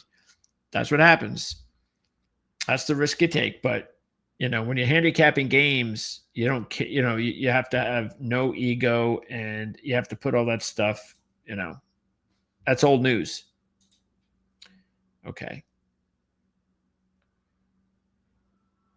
What is this? Just saw this here. This is Liberty. K-State lost to Army, which the prior week, Army lost to a team I never heard of. Yeah, you're talking about, I think, Tarleton State, I think it was. It was an FCS team. It was their opener, but they were a good team last year, I believe, from what I recall. So it's one of those FCS teams that actually had a successful season the season prior. So that's why you never heard of them, because they were an FCS team. All right, Sun Belt. Our James Madison boys are doing well. Louisiana Monroe. So I was thinking of taking Louisiana Monroe because, you might have heard early in the season, I thought they might be a sleeper in the Sun Belt, even though they lost to Mott Hardy, my boy. So we'll see. They're 2-1, and they would have to win this game. Well, they're 1-0 straight up and against the spread as a home favorite under Brian Vincent, their head coach. This is the second year, so that's good. It's a 1-point favorite. But how about this? This is not good. They are 3-18 against the spread when they take on an opponent off back-to-back straight-up losses. Not good. But you want to know what's worse? This is the stat of the week. You ready? Arkansas State is 15-0 straight up and against the spread versus Louisiana Monroe. That's right. 15-0. The last 15 times they played. And they play just about every year. So I can't take Louisiana Monroe this week. I can't do it because these two trends, are making me actually want to take Arkansas State now, but I'll just stay away from it. But you can take it. Why wouldn't you, right? Okay, remember on Monday I said I didn't know why the spread was so big. There's got to be an injury, something to the quarterback. Well, there was. Vasco got hurt in the game last week in the loss to James Madison and shoulder injury, and it's not looking good for him to play this week. Still not out, but not looking good. Liberty 0-3 straight up and against the spread versus FBS teams this year by 38 points combined. That's not good. Old Dominion, our little team from the Sun Belt that we like a lot with Ronnie, the head coach, and they have had a nice season.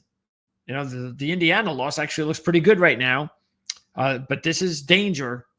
They're 0-6 against the spread as a home favorite since 2022, and it's a big number. Yeah, boy, how Liberty is just completely falling apart. All right. Let's see. This is still some games there. I don't think I care about those. And then we have only a couple more to go. The MAC. This line is dropped to 8.5. Bowling Green has covered 5 straight as road dogs, including 2-0 in the spot this year. They've covered all 3 of the games this year. So, yeah, I mean, I can see why the spread's gone down a little bit to Ohio -8. But Ohio is still better than Bowling Green, and they're at home. So it's, I don't know, it's getting a little bit too low for me. The next one is Eastern Michigan, Central Michigan. And I do like Central Michigan here because I think they're a better team than Eastern Michigan. But check out these trends. Central Michigan is 1-14 against the spread in their last 15 when they take on losing teams the last 4 years. And 1-8 against the spread their last 9 as a home favorite since 2022. That's pretty bad. But they've covered 10 straight as MAC home favorites of less than 19 after they score 35 or more. The trend that I think is the most important would be the first 2, though, which is why I'm not going to take this game now. Because those are, home favorite. That's more of a normal trend to me. And taking on losing teams. That's it. It's pretty simple. The other one, less than 19 after you score 35. That's a little bit more of a playbook special. So, and it's 6. And Eastern Michigan's coming off a big win against Lafayette, Louisiana. Yeah, I still think Central Michigan's a better team, but those trends are going to keep me away. And one more. In this conference, UConn is a 3.5-point favorite as an independent at Buffalo. We told you what we thought about Buffalo earlier in the broadcast with the whole Minnesota Rutgers game. Well, UConn beat Buffalo last year 47-3. And I don't think UConn is worse than they were last year. I think they're just the same team they basically were last year talent-wise. Buffalo's supposed to be better, but they haven't shown it. So they're 0-4 against the spread in the second game of back-to-back home games since 2021. And they had the loss last week, as I mentioned before, as a home favorite against Troy with their backup quarterback. But UConn is only 0-2-1 against the spread this year. Yeah, they've had the overtime loss to Delaware. But also, remember, they had a double-digit lead to Syracuse in the fourth quarter, and they blew that. So, UConn is a more talented team than Buffalo. So, I would take UConn. There's maybe revenge here for Buffalo, but come on. It's 44 points. How much revenge can you conjure up 44 points with? And then the final conference is Conference USA, the crappy conference. And do we leave? Oh, how about Kennesaw State? Not only are they favored for the first time in the FBS last year and this year, but they're given 7.5. Okay. And Middle Tennessee State beat Kennesaw State last year 14-5. This is actually not a bad idea if you want to take Middle Tennessee State. The coach, I think he's the running back coach in the NFL. So the kid, the Mac, the head coach, is doing a pretty good job in his first year. So we'll see. There's that, and that. I was thinking about Louisiana Tech, but then I noticed this trend: 2-17 straight up on the road in the last 19. That is pitiful. 2-17 straight up. And they're giving points. And UTEP has got that 5-star quarterback that everybody thought was going to be the starter at Boise State. And he's been doing pretty good so far. So, yeah, UTEP, I don't think it's, I think they might have an upset in them this year. I wouldn't do this one, though. That's not big enough. Now we're going to close. Oh, let's just close our college football talk with our top picks. All right, so we're going to go with Notre Dame, Rutgers, Indiana, Arizona State, Cincinnati, Iowa State, and BYU. And Rutgers is going to be our biggest pick so far in college. Now we're 3-0 so far in our top picks this year. So fingers crossed, especially this week with my Rutgers team. And then in the upsets, we're going to go Hawaii and Virginia as the 2-1 upset plays, and the double-digit plays upsets are South Alabama, Rice, FAU, and App State. Now, let's talk about the NFL. And before we talk about the NFL, or we go over the games, I want to I'm doing Survivor for the first time. Sportsbook. Hey, you can have a couple of free entries into the Survivor. And I said, all right, I've never done it before. Let me do it. And then maybe I'll do it next year for real. Put some money in a Survivor league. So far, so good. It's only been a couple of weeks. I got 2 entries. We haven't lost yet in either one. But I figured, hey, why don't we just talk about it each week? Now, it's kind of hard to do that because you should have a strategy when you do this, especially for Thanksgiving and Black Friday.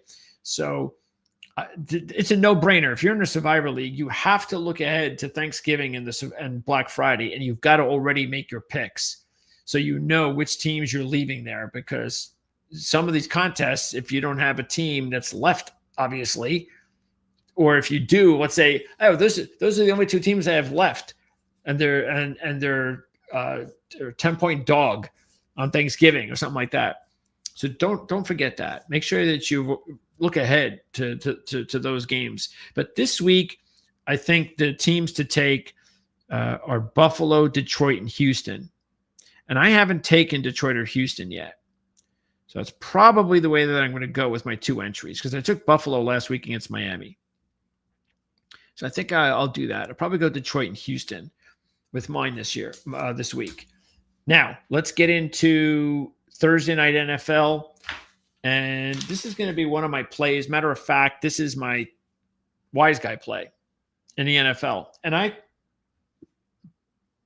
came really close to taking Detroit as my second play. I have 4 picks this week, and I was going back and forth. But I decided, Seattle did real good for me last week as my top play in annihilating New Orleans. And I'm feeling it in this. This is one of those games where I'm feeling it with the team, and I've got some data to back it up. And the data is going to be Seattle has beaten Arizona 7 straight times, and they've covered 6 of the last 7. So, hey, I'm basically, now they were an underdog. They were like what? A 1-point dog. Now they're a 1-point favorite. And matter of fact, in the Wise Guy contest, they have to come out with the picks like on Monday. And so whatever the lines are on Monday, you get them. And I was fortunate enough to get them at 2.5, but I'm not jumping into that kind of deal because last year, I think it was last year or the year before, it was when, I don't know if you remember, but when San Francisco went to Cleveland, and what was the thing? I think it was the injury situation. Because remember, this is when, man, I can't remember what it was. Anyway, it was the San Francisco Cleveland game, but it had to do where the line came out, but then the injury report came in later in the week, and the line completely changed. So instead of, I think it was San Francisco had lost like a lot of, like Trent Williams didn't play and maybe McCaffrey didn't play, something like that. And they were like, what were they? They were, I don't know. They were, it was a big number earlier in the week. And damn, I'm forgetting what it was because I'm thinking it's something else. But the bottom line is, well, let's scratch that. Just remember, the fact is that the line changed, and it changed like 5 points or something between the beginning of the week and and reality. And I had the edge. Basically, I was getting like 6 free points. And so I was wow. I thought I don't have to give this, and I'm getting this. So this must be a really big break for me, and this must make things very easy for me. No, I lost. So even though I had like almost like a touchdown change in the odds that worked in my benefit, it didn't matter. So that's why I was just saying with Seattle, even though they're a 1.5 point favorite now, and they were getting 2.5, and they were 2.5 on Monday. So I'm getting the 2.5, and I don't have to give the 1.5, but I didn't even bother with that. I was just like, okay, good. I'm getting a couple extra points. Maybe that'll do me good, because I know this is not going to be an easy game. I mean, these are the two teams that we talked about in the beginning of the season, that when we said that the NFC West was going to be very competitive, and this is what we meant, that Seattle and Arizona were more than qualified to battle and to maybe be a sleeper championship team in this division. And so far, that's exactly what we're getting. So Arizona was a 1 play away from covering the game last week against San Francisco. So that would have kept them undefeated. Seattle, they had the big win against Pittsburgh to get their season going, and then they blew out New Orleans. And if you look at it here, if Seattle does stay the favorite, though, all right, this is not good. They're 3-11-2 in that role in the last 16. Okay. But hey, I'm getting 2.5. So that role, if Arizona changes, let's say, and I don't think it will, it's tomorrow. So let's say Arizona gets to be the favorite by game time. Seattle's 8-3-1 as a road dog, and 1-0 in that spot this year. So, yeah, for what that's worth. So anyway, Arizona 0-5 against the spread at home versus winning division opponents.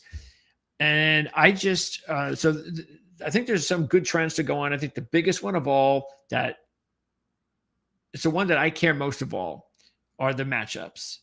And so when I get all the other trends coming in, negative, positive, whatever, I don't care. What I care about, first off, more than anything, are matchups. And Seattle has won 7 straight times they played Arizona. And I feel good about that, because I did feel Seattle was going to be a better team than Arizona this year. Not by a lot, but that was the team I was going to side with. And if that's going to be the case, then this is a great way to prove that. So we'll see. That's taking Seattle, and we'll see if and the other thing too is there are injuries. That's another reason I like Seattle in this one. So yes, Seattle has their own injury issues. There's no question, but Arizona has more. Not only is Connor out for the year, but they've got some offensive line guys banged up. Check out the injury report for Arizona. It's a little bit more you're losing there, and it's a short week too, of course. First game in Europe, Minnesota, Pittsburgh. And I like Minnesota in this one. I don't have a lot of trends to show you. I just think Minnesota's better. I know they're with their backup now, even though Wentz could end up taking the job, but I don't think he took the job last week. That was the Bengals. It wasn't like he threw the ball over the place, 350 yards. He had an okay game. It was fine. He did what he needed to do. And McCarthy could have quarterbacked that team to win last week. So that if he wants to win this job, he's going to have to play well this week. It's his second week, so you got to give him a week. So if Carson Wentz wants to keep the job, this is the perfect week to do it. Pittsburgh's got some injury concerns. You need to keep an eye on that. And I just think they're a better team. So I'll give the 2. This is a game I'm staying away from. The guys at the restaurant talked a lot about this game, but I just can't. I'm not taking the Giants. That's why I'm staying away from this one. Jackson Dart, first start, so they get the backup bump. We were 3-0 last week with the backup bump. 2-1 straight up, 3-0 against the spread. And the two that we liked the most, as you remember, Washington and Minnesota both won and covered big. But again, the backup bump doesn't always work. But this one, I think this could work for the Giants in that they're going to get their fans behind them. And you're not going to see a lot of Charger fans in the stands. They don't travel. They don't even show up at their own home games. So they're not going to travel to New York for the Giants. So it's not going to be like that like it would be with the Chiefs or anything like that. So they're going to be behind the Giants, and because of Dart, they want this kid to succeed. So they're going to really be in it. Also throw in the fact that the Chargers are going to be taking a East Coast trip at 1:00. They played 3 division games, so there's going to be the letdown of playing a winless team. But in saying that, again, Harbaugh is 7-2 against the spread as a road favorite with the Chargers. 1-0 in that spot this year. And it's look, Chargers, we all know, are the better team. It's not even a question. But this is a tricky situation here for the Chargers, and that's the reason why I'm just going to stay away from it, because I ain't taking the Giants. Okay. What's next? Oh. Now this one, I think we all know. All this game is about is at what point, it could be like a kickoff. At what point are the Buffalo Bills they're just going to relax and we're going to get out of here without injuries? Because they could get a lead at halftime or by mid-third quarter of 27-3, and then they rest everybody. And then New Orleans comes in there because it's such a big spread, and somehow they outscored Buffalo like 10-0 the rest of the way and they cover. That can happen. Otherwise, this is actually a low number to me. 15. That's the reason I jumped all over Seattle last week, because I thought it was a low number at 7. I thought that should have been like 10 or something. So I thought this should have been 20. And I know it's crazy to think that, but I mean, come on. I mean, the Saints don't we know what we have here? And this is the Bills we're talking about. So yeah, this is just letdown. That's all of this is. And if you want to bet against the letdown, then do it. I have no problem giving 15, but I ain't taking the Saints. This was the other game that I came really close to taking as my top pick of the week in the Wise Guy contest. It's going to be one of those situations where if Detroit covers and Seattle doesn't, I'm going to bang my head against the wall, because that's how close I was to taking Detroit. And the line on the Wise Guy contest was just 7.5.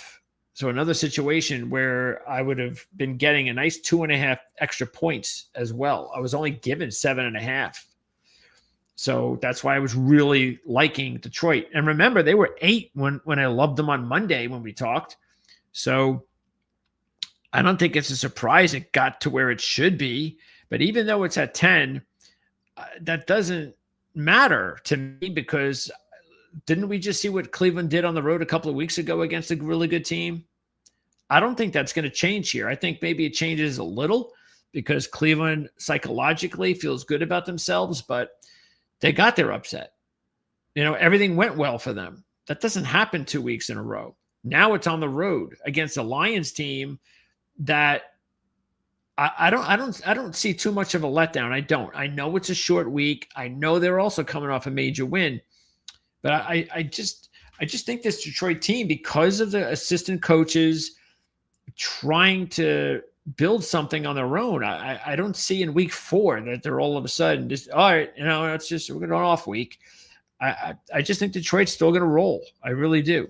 I don't see a letdown here. I'm not saying that they're fired up to play Cleveland, but I don't think it's a letdown enough where Cleveland's going to have the offense to hang with Detroit, because Detroit's offense being in Detroit especially. Look, if Cleveland was in Green Bay last week, we don't have that result. Green Bay wins easy. It's over. Just like Green Bay's been beating everybody at home. But that's why, remember, we talked about the game last week, why I said I didn't want to touch that game because of what we saw. I've seen Cleveland do this to teams in Cleveland the last several years. But now Cleveland's got their upset. So next week, I'm not worried about it. And check this out too. Kevin Stefanski is 2-12 against the spread as a dog off a straight up ATS win when he takes on a 500 or better opponent. What that means is that after they get their nice little win, their nice little upset victory, they come back down to earth. And that's what we're seeing here. Also, Cleveland 0-6 against the spread on the road versus an opponent off back-to-back straight-up wins. And Detroit is 11-1 against the spread after they score 35 or more, 1-0 in that spot this year. So I'm taking the Lions, and I'm giving the 10. Here's a good one. I think I mentioned this when I started the show. You can check out the link. You can check out the show, the interview I did. It's a 15-minute interview with James Yarcho from the Locked On Bucks podcast. He updated me on everything regarding the injuries for the Bucks. You can also check out his show at 7 o'clock-ish live on Friday when he gives you the final update with injuries, no more practice. So I think that's important. You want to check that out. And look, he agreed, and I think it's just obvious, is if you're going to go with the Bucks, you need Tristan Wirfs to play. It's that simple. If he doesn't play, your pick should be the Eagles. If he does play, then to make a decision. You could still take the Eagles, but now you got a shot. Now I'm going to take the Bucks, same if Wirfs plays, because the Bucks have kind of owned the Eagles, believe it or not. They're 6-1 straight up the last 7 versus Philly since 2015. And this includes Hurts. I think he's played the Eagles, the Bucks like 3 or 4 times. So, and last year they played week 4 in Tampa, and the Eagles, I believe, were a 1-point favorite, and Tampa Bay won 33-16. So Tampa Bay's kind of got the Eagles number. It looked like the Eagles had kind of reached their little point, because remember, going into last week, the reason why we liked the Rams, especially with that big money line number, which was 177 on one of my sports books, which was awesome, or at least I thought it was going to be awesome. And that had to do because Philadelphia's offense had done nothing the first couple of weeks with the new OC. So finally, they're down big, the new OC, whatever the case may be. Maybe they let it fly, and all of a sudden they're able to move the ball down the field. This is going to be the game that's going to tell us a lot on whether or not it was just one of those halves that everything went right and they were showing their Super Bowl championship pedigree, or there's still some work to do in this offense. It's just not, it's not where we want it to be. So I think the Eagles have to still prove that to me over another game. And I'm willing to take Tampa. Again, this is if Wirfs plays, because Godwin's coming back, even though he's not going to be out there the entire game. He's not going to be in full Godwin mold. It's big because Evans is out. So now you still have Godwin. You still have Ibuka. Shepard gives you a nice little veteran presence there as well.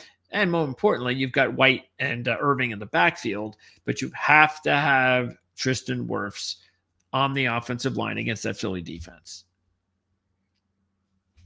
Carolina was one of our 2 successful upset picks last week. Remember, we had Carolina and Detroit last week. Now, I still like Carolina this week just because of the fact that, especially money lines, are a lot easier to just throw a few bucks, try to parlay things, something like that. So I'll do that. But yeah, I'm not going to take him as a true play this week, because it is hard to do that 2 weeks in a row, especially, it's in New England. It's their 3rd road game in 4. New England, it's their 3rd home game in 4. But there's a couple of trends that do go the way of Carolina here. They've covered 8 straight on the road off of a double-digit ATS win versus a non-division team that they're playing. The Patriots are 1-8-1 versus the NFC the last 2 years. Okay, so there are a couple of trends that go the way of Carolina here. Carolina's schedule does open up, though. Dolphins, Dallas, and Jets after this. So even if they lose this game, they can kind of get back into the wild card race, which I thought that they'd be in when the season started. So I still have hope. And blowing out Atlanta, I think that puts them right back in it. And the thing, though, Ted McMillan, their top wide receiver, keep an eye on him, because that's another reason why I was afraid of this game, because McMillan's not looking good to play. And they can't afford to have those types of weapons out, especially since Coker's still on the injured reserve. So that'd be a couple of starting receivers down, and that would not be good news. All right. So anyway, but the point here is I think this is still too big of a line. I don't think the Patriots should be given 5.5 points to Carolina. I just don't. And I'm getting almost 2-1 on the money line if you look at it that way too. All right. Washington, Atlanta. Now, this is one that's going to really be tough because we don't know yet about Daniels, and even McLaurin looks like – matter of fact, it looks like McLaurin's not going to play. So that's not good. But you do have Dan Quinn returning to Atlanta. They beat Atlanta late last year. We remember that. So maybe there's revenge, right? Not so fast. Check this out. Head coach Raheem Morris, and I don't think Raheem Morris is going to be the head coach of the Atlanta Falcons in 2026. Okay. So, because I don't think they're going to make the playoffs, and then they're going to have to find someone else. Raheem Morris is 2-14 against the spread as a home dog. 2-14 against the spread as a home dog, as a coach. And he's 0-10 against the spread as a home dog with revenge. That's the spot he's in. The Falcons are also a bad spread team. I said that in the beginning of the year. I can't take the Falcons and I can't take the Bears. They're two of the worst spread teams the last several years. Atlanta 28, 42-1 since 2021, 1-2 this year. And also, Washington's covered 7 straight on the road when they take on a non-division opponent off a straight-up ATS loss. So, but we got to see about Daniels.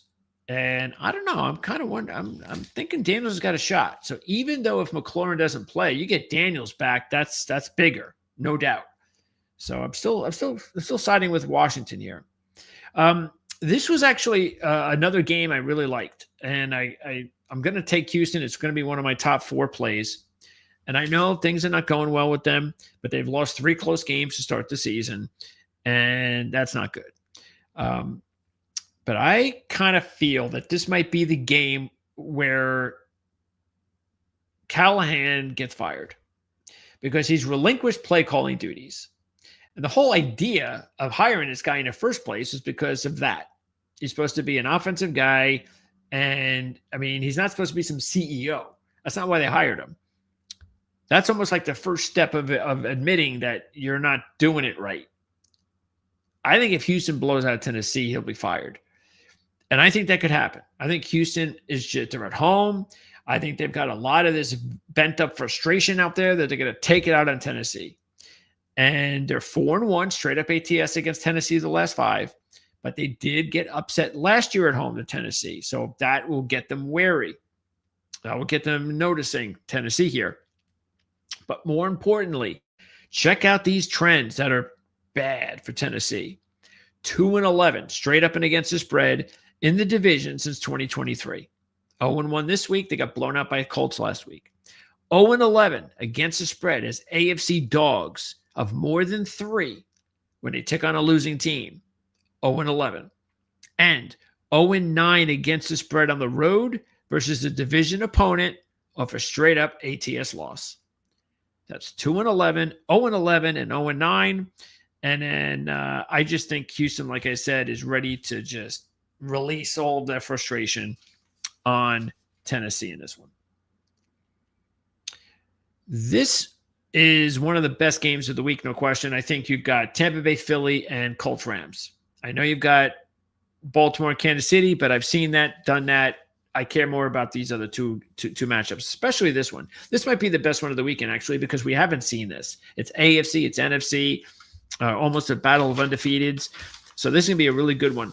I'm not going to take this game because of that 3.5, as much as I believe the Rams will win. When you are hot right now, like the Colts are, and everything is going your way, I think that's going to keep their heads are exploding with confidence. And I think that that'll keep them in the game. I think it'll be a close game. It'll be a 4-quarter game, and every point matters. Now, what I am worried about as well is that the Rams are going to be hosting San Francisco this week on Thursday Night Football. So that is a big game coming up for the Rams in a short week. So that's why I'm saying that's a bigger game. That's why I'm a little bit, and last week was a bigger game. So that's why I'm a little bit concerned with this sandwich game, even though it's coming off a loss. But keep in mind, the Colts beat 2 bad teams, 2 winless teams, and the only win they had was against a 1-win team, which really should be a 2-win team, because the fact is they got lucky. They got a penalty that didn't matter, that had nothing to do with the outcome of the kick that missed, and they just were given a win when they should have lost. So, but that's where their confidence is. That's what I'm saying. It's just, hey, we can do no wrong. And that's the reason why I'd be a little bit wary about this. But the Rams have won both games as a home favorite this year, straight up ATS, and the Colts have dropped 7 straight covers after they've scored 35 or more. So, look, if I was taking a game, I'd definitely take the Rams. And this is another game that I'm going to try to maybe parlay with the minus 192 on the money line. And here's the other part of that San Francisco Rams Thursday night matchup. This is a 3-point spread. You ready for another big one? The Jags are 1-17 against the spread in their last 18 when they take on NFC West teams. And to tell you the truth, that might be all time, because I don't know how many times they've played NFC West teams over the years, but 1-17 against the spread versus the NFC West. Well, I'm not taking them this week, that's for sure. And they got a Monday night home game coming up with the Chiefs. But San Francisco's got a short week, big game coming up. They're 3-0. So I'm not touching this game, because to tell you the truth, look, I don't know if Purdy doesn't play, I would take Jacksonville, but I do wonder whether or not, I don't know.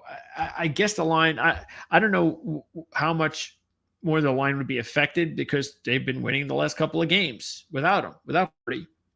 They've got wide receiver injury issues you got to keep an eye on with Jennings and with Pearsall. I mean, this team has had just too many injuries. I mean, you got Tampa Bay and San Francisco just dealing with incredible amount of injuries, and yet they're 6-0. All right, what's next? But I would take Jacksonville, actually, if I was taking the game. I would take the 3.5. All right, here's the big game of the week that gets the 4 o'clock billing. And, yeah, like we haven't seen this matchup before. And one of these teams is going to be 1-3. How about that? I'll take Baltimore in this one. I don't care about Kansas City being a home dog. That's because they've dropped 3 as a home dog straight up and against the spread since 2020. And they're 0-1 in that spot this year. So Kansas City, home dog, doesn't mean anything. Look, I just still think Baltimore is a better team, because if Baltimore doesn't, if Henry doesn't fumble the ball twice late in games, they're probably undefeated. Where Kansas City is just losing games. Now, they do have some injuries, but they're getting Worthy back. So that's big. So keep an eye on how much that influences the Chiefs in this matchup. I still got to go with Baltimore in this one until the Chiefs, because Baltimore, at least again, as long as they're still playing like they're a 2-1, 3-0 team, the Chiefs are still not playing like they are. So until the Chiefs start showing us that they're back to being the Chiefs, even last year's Chiefs, then okay. But until then, I would take Baltimore. I'm not going to take the game. I just, I'm probably not going to take the game, though. Maybe I'll take Baltimore. And again, take the minus 148 if you're going to take Baltimore. This is a game nobody will be watching because it's also at 4:00. And the Bears were a favorite on Monday, which I thought was funny at the time. And now they're a 1-point dog because the Bears have not been a road favorite since 2021. All right. So, hey, if somehow the Bears become a favorite, just keep that in mind. The Bears are 1-10 against the spread off a double-digit ATS win and 14-26 against the spread as a road dog in the last 40. And they're 0-1 in that spot this year. So just because Caleb Williams had a great game against Dallas, that doesn't mean anything. We just saw what Russell Wilson did against them and what he did the week after. Now, Las Vegas is not the Chiefs. We all get that. But that's the point, is that Caleb Williams is not all of a sudden going to start becoming a superstar now. And the Raiders, remember, we liked the Raiders week 1 because it was a good spot. Patriots hadn't been favored before with Drake May. You know, the offseason to get ready. Well, the offseason to get ready, but you get my point. You know, you had Pete Carroll, trusted coach, in that spot for the dog, in that role. Well, I kind of feel the same way here. I think this is a good spot for the Raiders. I did not like them the last 2 weeks, but I like them here. So hopefully I'll get on a Raiders roll this year where I'll be 4-0 picking their games. But yeah, I'm going to take the Raiders. I just think they're on level. I do. I just think there's no big major talent gap between the Bears and the Raiders, and in my opinion. And especially I got Pete Carroll with all of his years of experience as a head coach. And I think that matters in this spot. So I'm taking the Raiders in this one. But I mean, am I going to put my hard-earned cash on the Raiders this week? No, I'm not. They are 10-4 against the spread. Their last 14 is a home favorite since 2022. Now we get to the primetime games before we wrap everything up. And remember, on Monday, we thought it was kind of funny that we only had to give 5 in this spot. So now it's 7. I still think it's good enough. But the thing you do have to keep in mind, and this is the thing that scared me away from taking the Packers, is they are 1-9 against the spread as a home favorite of more than 3 in the last 10. And they're 0-1 in that spot this year after losing to the Cleveland Browns last week. And remember, that's what we talked partly about last week, which is why I didn't want to take Green Bay. Now, the other thing is you have to think of the psychological. See, I think a lot of people might get into, Micah Parsons is going back to Dallas. He's going to have 10 sacks in a game. And he was traded. He wanted to get paid in Dallas. It wasn't like he asked to be traded. And that was the main thing that he was looking to do. But I think I'm willing to look at it from the Cowboys' point of view of, hey, there's a lot of players on that team that, want to, they know the situation. They know it's Micah Parsons coming back. They're a better team. And he's going to want to show them up. And that'll get the Cowboys motivated. Will that matter, though? Probably not. The Cowboys were 2-5 against the spread last year as a home dog. So that's the role, of course, they're in here. Yeah, it's I just think also, look, no CeeDee Lamb. If they had CeeDee Lamb, I think they'd have a shot. But no CeeDee Lamb, I just don't see it. With the Packers coming off a loss. So it's got to be the Packers. That's got to be the play. And even though there's no CeeDee Lamb, I still think the over is probably the play because I think the Packers should be able to score 40. I mean, the Bears, didn't they almost score 40? And who did the Cowboys play that the week before? The Giants. And Russell Wilson had a field day. So struggling Caleb Williams and Russell Wilson have had field days against him. And what do you think Jordan Love's going to do? So I'm not a total guy, but I would take the over here. And then the final game. I predicted it last week that we'd see the 0-3 Jets and the 0-3 Dolphins on Monday Night Football. And that's exactly what we have. Now the question is which way to go. We don't know about Fields yet. Now, I didn't see the practice report today. So if Fields practiced, you would think that he'll play. I think he's going to play anyway. And I'd say this, when you have a concussion and if you don't play a second straight week, that's a problem. That becomes a problem. So keep an eye on that. Now, whether they have Fields or not, though, you can tell my voice is going because I've been on the air for almost 2 hours talking non-stop. I said this on Monday. This is the thing of why I would probably not take the game, because the Dolphins have beaten the Jets 9 straight times at home. All right. But I'm not going to take the game because this is the side you should take. You should take the side when you have two struggling teams. You take the side of the struggling team where they're beginning their rebuilding process, like the Jets are. This is their new coach. They believe in him. They fought their asses off last week. Even though they had another injury with Quincy Williams, they're going to miss him now for a month. Whatever. That's life as a Jet fan. And so they're going to be ready to go. Let's go. We're going to win this week. But you don't think you don't know what you're getting with the Dolphins because they're a blowout loss away from a bad team hiring a new coach. So because of that, that's why I think in these situations, not just Monday night, but just in the future, when you have situations like this, I would always take the bad team that has the new coach and the hope outlook compared to the coach who's on his way out. All right. Oh, and the Dolphins are 2-6 against the spread. Their last 8 is a home favorite. But I do think, as I said before, the matchups are more important. And the Miami Dolphins have owned the Jets 9 straight years in Miami. And as we close out, before I lose my voice completely, my picks.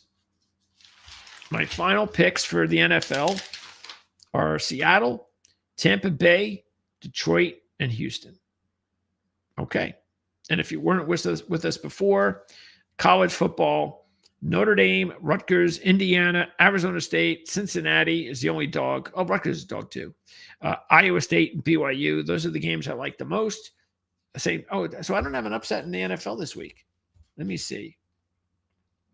Is there an upset I like in the NFL this week? Dallas is 3-1. There's not a lot of upsets. That's why. There's a lot of low numbers. I love Houston, so of course I'm not taking Tennessee. Carolina, you're getting 185. I'm not taking Cleveland because I love Detroit. Obviously, I'm not taking the Saints. I'm not touching the Giants. That's the reason why I don't have an upset. So if I was taking an upset pick, I guess it would be between Carolina and Dallas. Those are the two, but I just can't imagine Green Bay losing 2 straight after the start they got off to. So I'd probably take Carolina because they're taking the Patriots, and the Patriots are not a good team. All right. So we're wrapping up out of here. I'm getting out of here because I'm losing my voice. I'm losing my meaning of pronunciation. But I'll talk to you guys tomorrow. I'll see you with Mark Lawrence at 1:00 Eastern. That's the Playbook ATS podcast. Mark, Andy, Jim, and me. I think we're all going to be there. I'm pretty sure. And then on Friday, it will be me, Mark, and Jim at 2:30 to give our final analysis and picks in the NFL and college football. Also, if you're a horse racing fan, we're going to have our horse racing coverage returns tomorrow. No more YouTube membership behind closed doors. John Hardoon will be back. We worked out a financial arrangement with John so he can do all of his picks for free for you guys here on YouTube. So we did that just for you.